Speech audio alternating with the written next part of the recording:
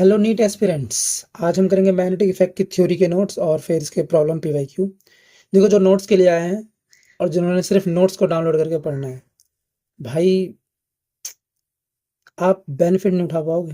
आपका तो सिर्फ भगवान ही भला कर सकता है, क्योंकि मैं तो करने की कोशिश कर रहा हूँ, नहीं हो पाएगा सिंपली भाई। क्योंकि जो मैं बता रहा हूँ तरीका, मैं देखो नोट्स तो आपको हज़ारों मिल जाएँगे, बट नोट्स को ना पढ़ने का तरीका होता है। ये मैंने बनाया है तो मेरे को पता है इसको कैसे पढ़ना है, कैसे इसको एनालाइज़ करना है और क्विकली 5 मिनट में रिवीजन कैसे करना है इस चैप्टर का मैग्नेटिक इफेक्ट, ताकि आपके सारे कॉन्सेप्ट भी कवर हो जाए और क्वेश्चंस भी अटेम्प्ट हो जाए। स्टार्ट करते हैं मैग्नेटिक इफेक्ट। मैग्नेटिक फील्ड के बारे में सबसे पहले मैग्नेटिक फील्ड निकालना because of different different configuration. तो पहले एक फाइनाइट स्ट्रेट वायर से लेते हैं। एक फाइनाइट स्ट्रेट वायर से क्या होगा, mu not I upon 4 pi R into sine theta 1। देखो थीटा का कैसे बनता है, किसी भी पॉइंट से अगर निकालना हो पी पॉइंट से, तो उसके दोनों एंड्स पे बना एंगल परपेंडिकुलर के साथ वो ले लो sine theta 1 plus sine theta 2। तो ये हो जाएगा फाइनाइट वायर के लिए। तो अगर किसी एंड पे पूछा जाए, मान लो किसी एक एंड पे पूछ रहा है, तो एक एंगल 0 हो जाएगा और एक पाई बाई 2 हो जाएगा और दूसरी लॉन्ग वायर है। तो बी एट एंड क्या हो जाएगा, mu not I upon 4 pi R, क्योंकि साइन पाई बाई 2 1 हो जाएगी और एक चीज 0 हो जाएगी, राइट। अब इसी में अगर कोई लॉन्ग वायर यानी इनफाइनाइट वायर के लिए पूछ ले कि दोनों साइड एंडलेस है, मतलब वो इनफाइनाइट है, तो उसमें इस ये पाई बाई टू बन जाएगी दोनों एंगल, राइट। तो साइन पाई बाई 2 यानी कि 1 और 1 1 1 यानी कि 2 यानी कि 4 यानी mu naught I upon 2 pi R. Clear. और यही रिजल्ट हमें निकलता है उससे, क्या नाम है उसका, एम्पियर सर्किटल लॉ से। तो ये भी याद रखना, ठीक है।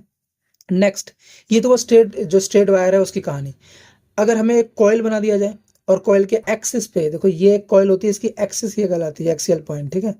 तो इसके एक्सिस पे डिफरेंट डिफरेंट कोई पॉइंट है, तो एक्सिस पे कितनी होगी मैग्नेटिक फील्ड, तो म्यू नॉट आई अपॉन 2, नीचे R square plus X square की पावर 3/2 ऊपर आर स्क्वायर कर दो दिस।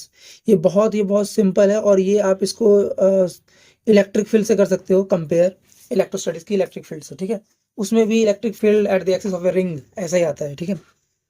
फिर अगर इसी का अगर सेंटर पे पूछे, मतलब कॉइल के सेंटर पे, तो एक्स की वैल्यू 0 हो जाएगी उस समय, राइट। तो एक्स की वैल्यू 0 पुट करोगे तो क्या आएगा, mu not I upon 2 R. और अगर एन टर्न्स है तो एन टाइम्स एन को मल्टीप्लाई कर दो। देखो ये तो हुआ कॉइल का, यानी कि पूरे के पूरे, मतलब पूरे के पूरे सर्कुलर रिंग का, राइट। लेकिन अगर किसी आर्क का निकालना हो, किसी एक छोटे से आर्क सेक्शन का निकालना हो, तब क्या करना, तो जो सेंटर पे निकला mu naught I upon 2 R, इसको मल्टीप्लाई कर दो थीटा अपॉन 2 पाई से, that's it. Theta upon 2 pi से मल्टीप्लाई कर दो, आपको उस आर्क का फील्ड मिल जाएगा, ठीक है। और डायरेक्शन तो आप निकाल ही लोगे। फिर सोलेनोइड के बारे में करते हैं। सोलेनोइड के बारे में क्या है, अगर लॉन्ग सोलेनोइड, देखो हम केवल स्पेशल केसेस ले रहे हैं, लॉन्ग सोलेनोइड कोई फाइनाइट नहीं, इनफाइनाइट सोलेनोइड है, ठीक है। तो इसके सेंटर पे, एंड पे, सेंटर पे और आउटसाइड, आउटसाइड तो जीरो फील्ड होगी, ठीक है। इसके सेंटर पे क्या होगा, mu not N I, mu naught N I, right. और एंड पे क्या होगा, इसका हाफ होगा। टोरॉइड, टोरॉइड कहलाता है एंडलेस सोलेनोइड, एंडलेस सोलेनोइड, ठीक है। इसमें फील्ड कहीं भी पूछा जाए, अंदर इनसाइड कहीं भी पूछा जाए, तो mu not N I simple solenoid के जैसा है टोरॉइड का भी, ठीक है। टोरॉइड ना सर्कुलर फॉर्म में होता है, याद रखना। इसमें ये पूरा एक सर्कुलर फॉर्म बना देता है। जैसे जो सोलेनोइड है ये तो कुछ इस टाइप का होगा, राइट। एक मतलब एक कॉइल होंगे बहुत सारे बने हुए, बट एक लॉन्ग टाइप का होगा। ये पूरा उस कॉइल को टर्न करके एक सर्कल बना दो, तो इसलिए एंडलेस, इसमें एंड नहीं होता। इसका आउटसाइड फील्ड इसका भी 0 है।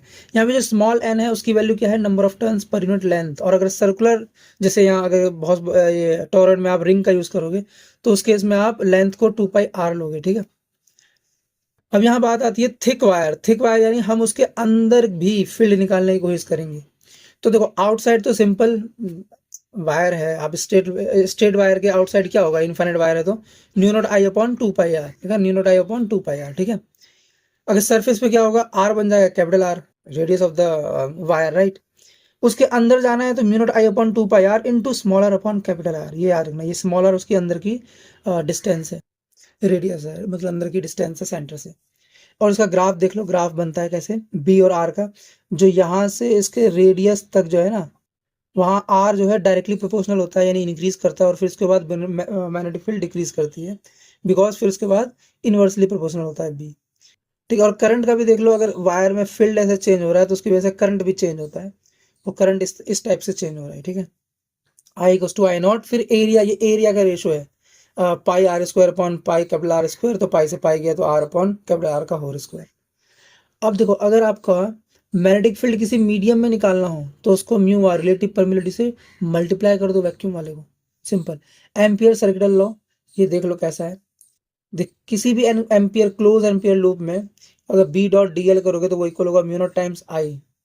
डायरेक्शन कैसे निकाला जाए डिफरेंट डिफरेंट कॉन्फ़िगरेशन के, तो देखो बी और आई के बीच में तो आप थंब रूल लगा सकते हो सिंपल, ठीक है। एफ आई और बी के बाद में जो लेफ्ट हैंड रूल लगता है ना, उसका फ्लेमिंग का लेफ्ट हैंड रूल लगा सकते हो, ये तीनों परपेंडिकुलर होते हैं एक दूसरे के।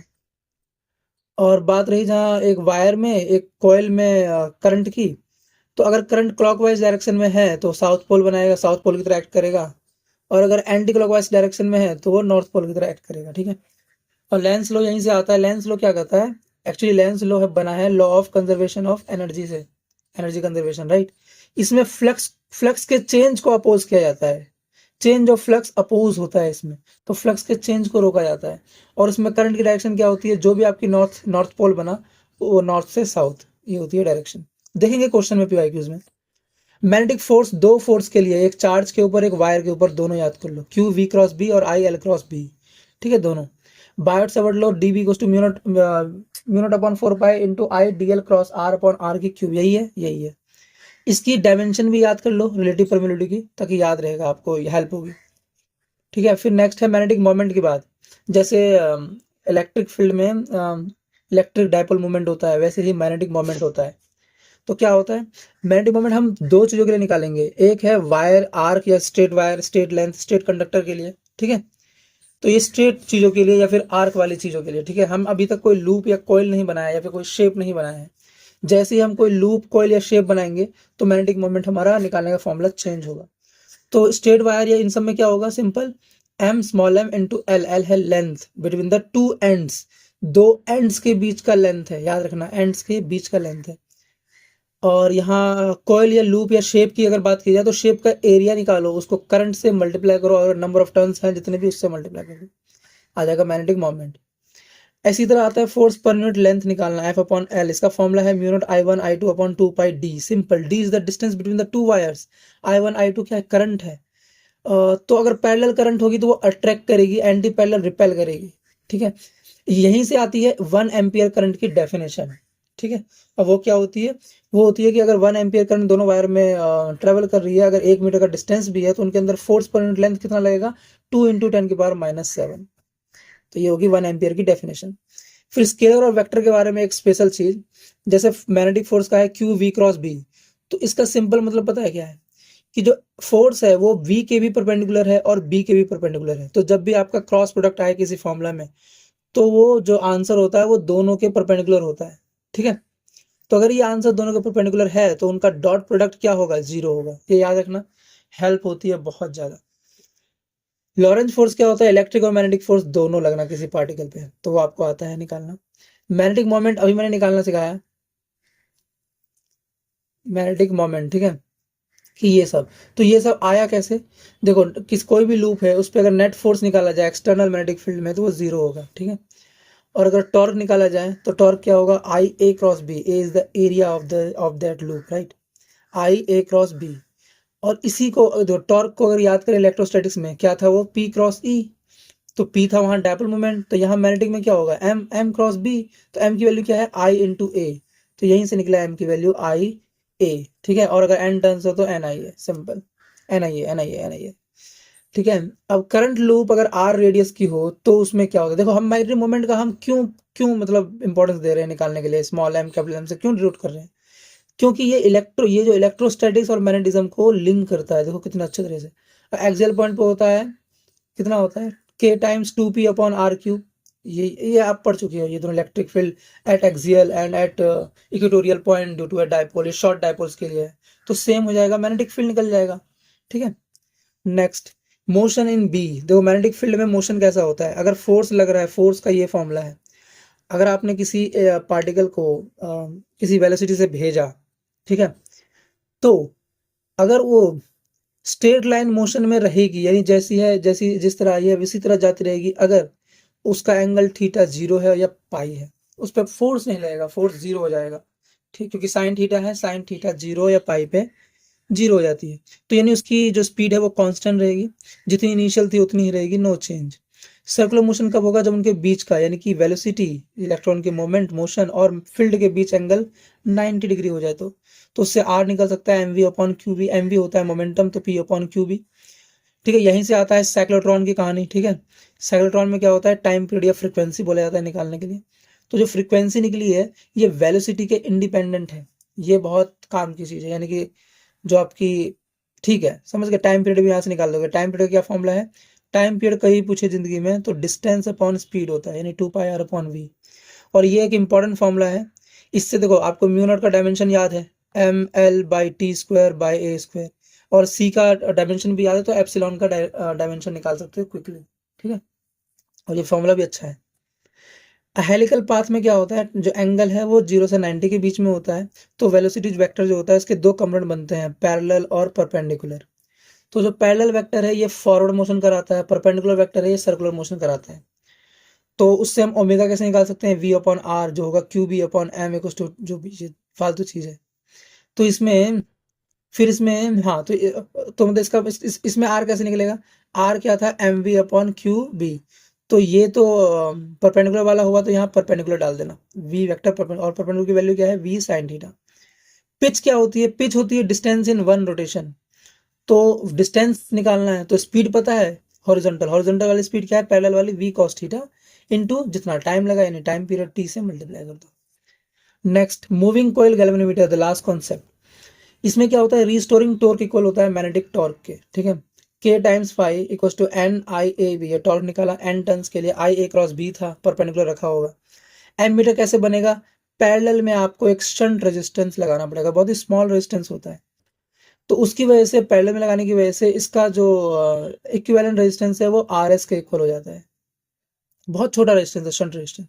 अगर वोल्ट मीटर बनाना है तो सीरीज में लगा दो एक बहुत ही लार्ज रेजिस्टर, तो आपका वो वोल्ट मीटर बन जाएगा।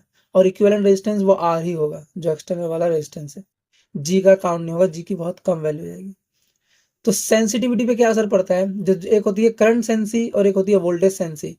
करंट होती है deflection per unit current, voltage sensi होती है डिफ्लेक्शन पर यूनिट वोल्टेज। तो अगर करंट में आप नंबर ऑफ टर्न्स बढ़ा दोगे तो वो ट्वाइस हो जाएगा, लेकिन वोल्टेज में अगर नंबर ऑफ टर्न्स बढ़ाओगे तो वो सेम ही रहता है। क्यों, क्योंकि रेजिस्टेंस भी ट्वाइस हो जाती है। ठीक है, रेजिस्टेंस ट्वाइस होने की वजह से इफेक्ट कैंसिल कर दिया जाता है। ठीक, करके देखना, फॉर्मूला लगाओ v=IR। नेक्स्ट, तो ये हो गया। तो इसके बाद अब प्रॉब्लम्स देखते हैं। ठीक है, PYQs के। देखो मैंने ये आई थिंक मैंने इसके PYQs किए थे पहले वीडियोस में, तो मैं बस यहाँ फॉर्मूला ही लिखने वाला हूँ, ट्राई आप करेंगे। ठीक है, एक tightly bound n turn coil है, रेडियस दे रखा है, करंट दे रखा है, फील्ड पूछ रहा है एट द सेंटर। तो बताओ एक कॉइल के सेंटर पे क्या फील्ड होती है, नहीं बता पाए तो बहुत ज्यादा बेइज्जती होगी। जल्दी बताओ जल्दी बताओ, μ0I/2 टाइम्स r। ठीक है, ये हो गई उसके सेंटर पे, कॉइल के सेंटर पे। ये फॉर्मूला लगाओ, आंसर निकालो। सेकंड प्रॉब्लम, एक वायर है जिसमें करंट I है, पॉजिटिव डायरेक्शन में जा रही है, तो उसका LI हो गया, मतलब LI बोल रहा हूँ, उसका LI कैप हो गया, राइट। उसको मैग्नेटिक फील्ड इसमें रखा, तो फोर्स बताओ, फोर्स क्या होता है। देखो यहाँ पे एक वायर है, वायर के लिए मैंने क्या बताया, देखो चार्ज के लिए मैंने क्या बताया था, फोर्स QV×B। और वायर के लिए क्या बताया था मैंने, फोर्स IL×B। तो लगाओ, L दे रखा है, ये रहा L, और B ये रहा दे रखा है B, दोनों का क्रॉस करो, I दे रखा होगा, आंसर निकालो। फॉर्मूला कितना सिंपल है, जो मैंने बताया उसी में से आएगा भाई। A very long conducting wire bend किया सेमी सर्कुलर शेप में A से B तक, ये रहा। इसमें P के पॉइंट तक निकालना है। तो देखो तीनों वायर, इसमें बताया था ना मैंने शायद, ये वायर 1 है, ये वायर 2 है, ये वायर 3 है। तो तीनों वायर के द्वारा मैग्नेटिक फील्ड निकालनी है। देखो पहले वायर के द्वारा मैग्नेटिक फील्ड कैसे निकलेगी, मैं बस मैग्नेटिक लिख रहा हूँ, आप डायरेक्शन खुद निकालना। ठीक है, राइट हैंड थंब रूल लगाओ, रूल से लगाओ। आई और आपको देखो आई करंट और बी के बीच में पूछा है डायरेक्शन, तो कौन सा लगेगा, right hand rule, right hand thumb rule. ठीक है, मैंने जस्ट बताया अभी थ्योरी में। तो B1, ये देखो ये किसी एंड, ये एक लॉन्ग स्ट्रेट वायर में एंड के ऊपर पूछ रहा है, तो क्या होगा, μ0I/4πr, सिंपल, राइट। इसी तरह W3 का भी होगा, और ये सेमी सर्कुलर रूप में क्या होगा, तो यानी कि मेरे को B2 चाहिए, यानी ये B1 B3 के भी इक्वल है, तो B2 चाहिए, तो कितना होगा। देखो एक कॉइल, अब ये कॉइल, ये आर्क दे रखा है सेमी सर्कल का, तो सेंटर पे कितना होता है कॉइल के द्वारा, μ0I/2 टाइम्स r, ये होता है सेंटर पे। मुझे कितने डिग्री पे निकालना है, पाई पे, यानी कि सेमी सर्कल पे, तो π/2π, तो कितना हो जाएगा, μ0I/, देखो पाई से पाई किया, कितना जाएगा 4 टाइम्स r। आ गया आपका, इसको पुट करो फॉर्मूले में और निकालो। नेक्स्ट क्वेश्चन फोर्थ, एक लॉन्ग स्ट्रेट वायर है, लेंथ दे रखी है, मास दे रखा है, उसको सस्पेंड किया हॉरिजॉन्टली मैग्नेटिक फील्ड इतना में, अमाउंट ऑफ करंट फ्लो बताओ। ये एनसीईआरटी का क्वेश्चन है, ठीक है, एनसीईआरटी, सी लिखना भूल गया, ठीक है, एनसीईआरटी का क्वेश्चन है।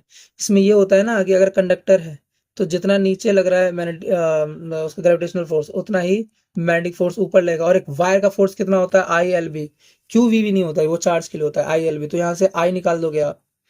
नेक्स्ट, एक uniform electric magnetic field act कर रहे हैं सेम डायरेक्शन में, और इलेक्ट्रॉन को आपने प्रोजेक्ट किया in such a way that its direction along the direction of field. Electron की वेलोसिटी भी इधर ही की साइड है, तो इलेक्ट्रॉन क्या करेगा, ये याद है, ये अगर याद है, स्ट्रेट लाइन का क्या था कॉन्सेप्ट, स्ट्रेट लाइन में पैरेलल होना चाहिए या एंटी पैरेलल होना चाहिए, जो आप स्पीड देख रहे हो, राइट, इलेक्ट्रॉन की या चार्ज पार्टिकल की, तो देख रहे हो स्पीड वी के, वो पैरेलल या एंटी पैरेलल है, थीटा यानी कि जीरो या पाई है, तो इसका मतलब मैग्नेटिक फोर्स जीरो होगा। तो इसमें बस सिंपल है, मैग्नेटिक फोर्स जीरो हो गया तो अब इलेक्ट्रिक फोर्स के हिसाब से करो, डायरेक्शन बताओ, क्या डायरेक्शन नहीं तो क्या देखा है, स्पीड बताओ, ये शायद किया हुआ है क्वेश्चन। एक लॉन्ग सोलेनॉइड, देखो जो आपको अगर असली में सॉल्यूशन चाहिए तो इसकी मैंने वीडियो अपलोड की है, वो देख लेना इसके सॉल्यूशन की।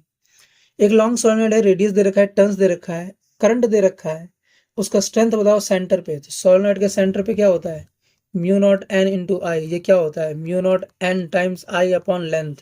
लगाओ आंसर निकालो। नेक्स्ट, सेवंथ क्वेश्चन, दो स्टेटमेंट देखिए बायोट सेवर्ट लॉ के बारे में, क्या है, give the expression for magnetic field, एक स्मॉल करंट एलिमेंट के लिए करंट करेंगे कंडक्टर्स ओनली, ट्रू, क्योंकि कंडक्टर्स में ही करंट फ्लो करेगा, तो उसी में बायोट सेवर्ट का एक छोटे से करंट एलिमेंट के लिए दिया गया है, ये वेक्टर क्वांटिटी। और सेकंड क्या है, Biot Savart law is analogous Coulomb's inverse law के, क्योंकि ये एक स्केलर, क्या है, द फॉर्मर यानी कि बायोट सेवर्ट लॉ प्रोड्यूस हो रहा है स्केलर सोर्स से, ये गलत है। तो इसका तो आंसर ही आ गया, मैंने डायरेक्टली बोल दिया, first one is true and second is false. आप ट्राई करो इन सब का। जैसे क्या दे रखा है, एम्पियर सर्कुलर लॉ से, for a long wire of circular cross section area the various magnetic field inside and outside, अभी बताया था मैंने, इनसाइड क्या होता है डायरेक्टली प्रोपोर्शनल, आउटसाइड क्या होता है इनवर्सली, चेक करते रहो आगे। नाइन्थ, रेशियो ऑफ रेडियाई बताओ टू सर्कुलर कॉइल का इतना है, the ratio of current in the respective coil जब उसका magnetic moment at the centre of each coil same था। तो देखो यहाँ पे कॉइल की बात की जा रही है, यानी कि एरिया लेना पड़ेगा, तो मैग्नेटिक मोमेंट क्या हो जाएगा यहाँ पे, आई इंटू ए हो जाएगा, राइट। अब दोनों का सेम है तो I one A one equal to I two A two, तो यहाँ से आई वन आई टू का रेशियो निकाल लोगे आप, स्क्वायर में होगा और अपोजिट होगा तो शायद ए होगा। लेकिन एक स्ट्रॉन्ग मैग्नेटिक फील्ड अप्लाई करो along the direction of velocity, electron move कैसे करेगी, एक सेकंड रुको। एक स्ट्रॉन्ग मैग्नेटिक फील्ड अप्लाई किया डायरेक्शन ऑफ देखो वेलोसिटी, ये इलेक्ट्रॉन की वेलोसिटी है, इसी डायरेक्शन में तुमने मैग्नेटिक फील्ड अप्लाई कर दिया, पैरेलल है, फोर्स कितना होगा, जीरो, तो electron would move along same original path, it won't see any change.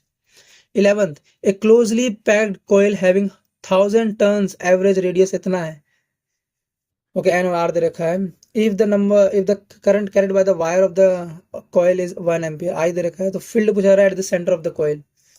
देखो at the centre of the coil क्या होता है, mu not I upon 2 R, यही होता है ना, mu not I upon 2 R या 4 आर, क्या होता है, mu not I upon 2 are.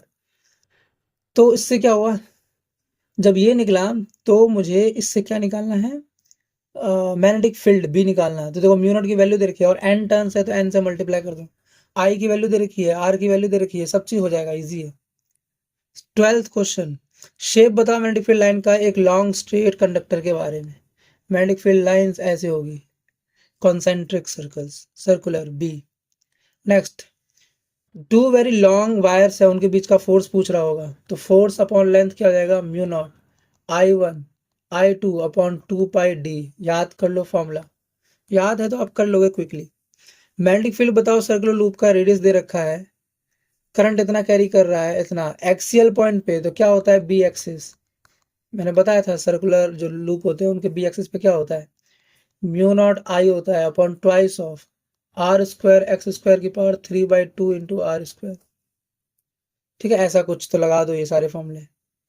फिर क्या, एक थिक करंट कैरिंग कंडक्टर है, वेरिएशन ऑफ मैग्नेटिक फील्ड पूछा जा रहा है विद डिस्टेंस आर, तो पहले तो स्ट्रेट होगा बाद में चेंज हो जाएगा, बताया था ना शुरू में क्या होता है डायरेक्टली, फिर सरफेस के बाहर निकलने के बाद इनवर्सली। 16th क्वेश्चन, एक इनफाइनाइट में लॉन्ग स्ट्रेट कंडक्टर है ऐसा कुछ, तो परपेंडिकुलर डिस्टेंस इतना दे रखा है, मैग्नेटिक फोर्स बताओ by the electron at that instant. तो V दे रखा है, इलेक्ट्रॉन है तो ई भी दे रखा, क्यू भी दे रखा है, क्यू वी बी, बी चाहिए बस। अरे यार इसमें दो फॉर्मूले देखो, इस वायर के द्वारा इसके इस पॉइंट पे है ना, इतने डिस्टेंस पे 20 सेंटीमीटर के डिस्टेंस पे आपसे बी पूछा जा रहा है, तो B due to a long wire, ये लॉन्ग है इनफाइनाइट लॉन्ग वायर, तो क्या होगा mu not I upon 2 pi R लगाओ। और फिर उसके बाद फोर्स पूछा, तो फोर्स के लिए क्या होगा क्यू वी क्रॉस बी लगाओ, सिंपल आंसर निकालो यार, इतना क्यों सोच रहे हो। एक यूनिफॉर्म कंडक्टिंग वायर है जिसका लेंथ इतना है, रेडियस आर है, रेजिस्टेंस आर है, उसको वाउंड अप किया गया in the shape of kilo triangle, और ये मैग्नेटिक मोमेंट बताओ। देखो मैग्नेटिक डायपोल मोमेंट क्या होता है, I into A for circular loops, तो आपको आई तो सेम रहेगा सब में, आपको ए निकालना है, बस इतना सिंपल है, बस ए निकालना है आपको। तो एरिया कितना लगेगा ट्रायंगल का, ये किया हुआ है सवाल, आप इसका देख लेना, एरिया ऐसे ऐसे कुछ होगा ए साइड का, तो इस पे अगर ये 12 ए की लेंथ है तो इस पे 4 हो जाएगी टर्न्स, ठीक है। वैसे ही अगर स्क्वायर बनाएगा ए का तो 4 हो जाएगी, ऐसी तो नंबर ऑफ टर्न्स लेंगे 3, ठीक है। तो फिर इसके बाद इसको n से बस मल्टीप्लाई कर देना, इसके लिए और इसके लिए, फिर दोनों का निकाल देना इच केसेस में। नेक्स्ट देखो f दे रखा है और b की वैल्यू पूछ रहा है। देखो आपको ये पता है, ये क्रॉस प्रोडक्ट है तो f परपेंडिकुलर होगा v के भी और f परपेंडिकुलर होगा b के भी, तो परपेंडिकुलर जो होता है उसका डॉट प्रोडक्ट क्या होता है 0, चेक कर लो किसमें 0 है, खत्म, आगे बढ़ते हैं। 19th क्वेश्चन, एक लॉन्ग सोलेनोइड है 50 सेंटीमीटर लेंथ की, 100 टर्न्स है उसमें, 2.5 एम्पियर का करंट फ्लो करता है, तो मैग्नेटिक फील्ड बताओ सेंटर पे। भाई कुछ भी हो सेंटर पे क्या होती है magnetic field, mu not N into I लगाओ लॉन्ग सोलेनोइड में। एंड पे कितनी होती है बी एट एंड पे कितनी होती है mu not N I by 2, और आउटसाइड कितनी होती है 0। एक वायर जिसकी लेंथ एल है, आई उसका करंट है, बेंड किया in the form of a circle, magnetic moment बताओ। भाई नेक्स्ट लेवल का होता है भाई, नेक्स्ट लेवल का। तो शुरू में मैग्नेटिक मोमेंट क्या रहा होगा उसका, मैग्नेटिक मोमेंट क्या रहा होगा, है ना, ये है बात। लेंथ एल है वायर की, अब उस एल वायर को आपने एक सर्कुलर फॉर्म में कनेक्ट कर दिया, आपको रेडियस नहीं पता है, रेडियस कैसे निकलेगा, 2 पाई आर सरकमफेरेंस को एल के इक्वल कर दो क्योंकि एल उसकी लेंथ है, तो रेडियस निकल जाएगा एल अपॉन 2 पाई। ये रेडियस निकल गया तो एरिया निकाल दोगे, एरिया निकल गया पाई आर स्क्वायर, एरिया निकल गया, आई दे रखा है तो मैग्नेटिक मोमेंट क्या हो जाएगा आई इंटू एरिया, आंसर करना फिर बाद में, एरिया निकाल के। एक सिलेंड्रिकल सेम पूछा जा रहा है, शायद यही है, हाँ, तो ऐसे देख लो भाई, बहुत बार रिपीट हुआ है। एक आयोनाइज हाइड्रोजन अल्फा जिसका मोमेंट सेम है, एंटर करते हैं परपेंडिकुलर टू द फील्ड, तो रेडियस ऑफ पाथ बताओ। परपेंडिकुलर है तो सर्कुलर मोशन बनाएंगे, और अगर सर्कुलर मोशन बनाए तो क्या होगा, तो उनका रेडियस बनेगा, और रेडियस कितना होता है, अगर रेडियस को मैं अच्छे से लिख पाऊँ जो मेरे को याद आ रहा है, रेडियस क्या होता है M V square upon R, तो हो जाता है M V upon Q B, ठीक है। अब देखो ध्यान से, इसने बोला दोनों का सेम मोमेंटा है, यानी कि ये तो सेम है दोनों का, राइट, और दोनों एक कांस्टेंट फील्ड में आए हैं, ये भी सेम है दोनों का, तो केवल चार्ज के अपोजिट है। तो पहले पूछा हाइड्रोजन और फिर अल्फा का, तो हाइड्रोजन का चार्ज नीचे और अल्फा का चार्ज ऊपर, अल्फा में कितने होते हैं, हाइड्रोजन में एक होता है, तो देखो 2:1 ऑप्शन खत्म। नेक्स्ट, दो कोरोइड है, देखो कोरोइड में मैग्नेटिक फील्ड ही पूछेगा और तो कुछ नहीं पूछ सकता ये, तो कोरोइड में कहीं भी निकालने के लिए बोला जाए तो यही होता है, और अगर आउटसाइड बोला जाए तो वो 0 होता है, बस फॉर्मूला लगाओ आंसर निकालो, अगर n टर्म्स है तो number of turns per unit length निकालना। 24th क्वेश्चन में, एक straight conductor carrying current I split करता है 2 पार्ट्स में, ऐसा कुछ पार्ट्स में स्प्लिट किया है, रेशियो बताओ, रेडियस सर्कुलर लूप का r है, तो मैग्नेटिक फील्ड बताओ सेंटर पे क्या होगी। अरे यार ये अलग लेवल का है, तो इस पे ना आपको फील्ड निकालनी पड़ेगी ड्यू टू दो, इसको मान लो I1 है 1, इसको 1 मान लेते हैं, इसको 2 मान लेते हैं इस आर्क को, तो फील्ड ड्यू टू फर्स्ट क्या हो जाएगा, देखो सेंटर पे निकालना आता है mu not I upon 2 R, इसको करो, कितने एंगल बना रखा है 3 पाई बाई 2, तो 3 पाई बाई 2 इंटू 2 पाई, यही होता है ना थीटा अपॉन 2 पाई। तो अगर ध्यान से देखा जाए तो पाई से पाई गया, तो ये क्या हुआ mu not I upon 2 R into 3/4, ऐसे ही बी टू का निकालो, इसका तो पाई बाई टू है, तो mu not I upon two R into pi by two into two pi which is mu not I upon two R into 1/4, right. अब ये दोनों डायरेक्शन देख लो एक बार कि किस टाइप की डायरेक्शन, ये ऊपर जा रहा है, रुक जाओ, नहीं ये नीचे जा रहा है और ये भी नीचे जा रहा है, दोनों ही नीचे जा रहे हैं, हद है भाई। नहीं रुक जाओ,